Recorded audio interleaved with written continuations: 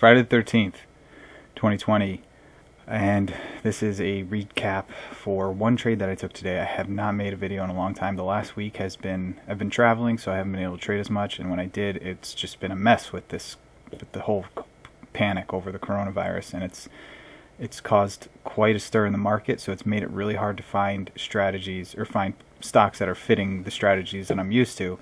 And so I've had to adjust a little bit, and it's been hard to really find those good movers that I'm comfortable with. So I've taken a couple trades, some bad ones, some good ones. I just took one today. I was watching work today because it was kind of all over the place.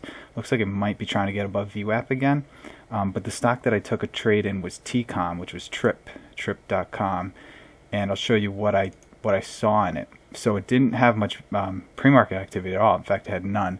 And it showed up in one of my alert scanners because of how much it was down. So if you look at the daily candles here, it actually gapped up, but then it took a dive right after the market opened.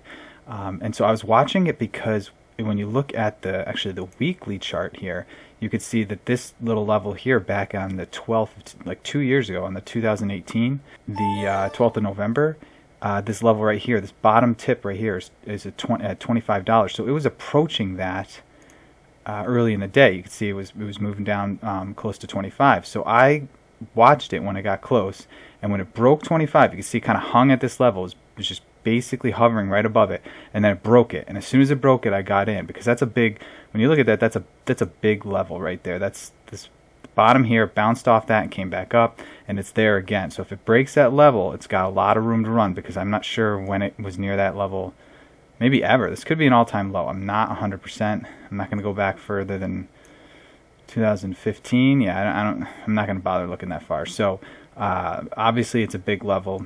It broke it, and then it started moving down, and I just took all my shares out right above my first target, my 2R, which was 24.59. I got out at like 24.62 or something like that. So basically right close to my target, and I took everything out, which was kind of good, because you can see it bounced off of my first target, came back up right to my entry point, and then dropped again, and now it's moving back up again. So I just don't trust anything in this market. It's up, it's down. Obviously it's overall down, but there's so much whip action, there's so much volatility. It's just so hard to really nail down a good trade based on previous strategies that you're used to. So basically scalping mostly, and not even the kind of scalps that I've been used to, scalping basically based on the overall flow of the market. But with a trip.com, I had a couple things going for me. Obviously I showed you that weekly chart that showed that was nearing a big level, that $25 level.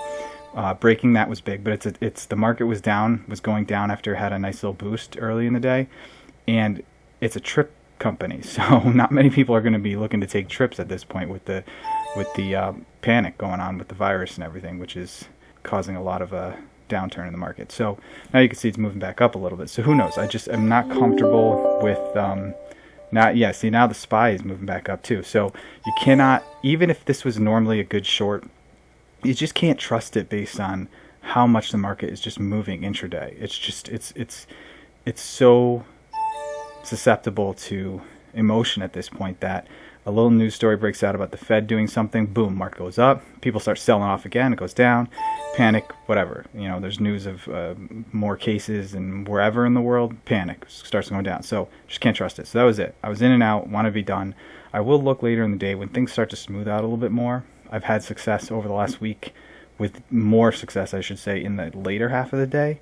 Like a Bank of America trade I took the other day, which was a really nice one when the market started bouncing. So I might look for that. But at this point, I'll just be happy with this win. And then if I don't find anything, that's it. I'll reset for hopefully next week we could start to get back on track. I know it's probably going to take a while, which is unfortunate, because as I said in my last video or a couple of videos ago, March was when I was going to start to take much bigger position sizes, because from December through February I had great success using the strategies that I've been using, and if I had taken bigger positions I would be doing a lot better. So I said, all right, here we go, 3 straight months, we're good to go, and then the coronavirus hits. So it's kind of put a monkey wrench into the whole plan, but we'll see. Hopefully things get back on track soon. That's my trade, and I will be back hopefully next week.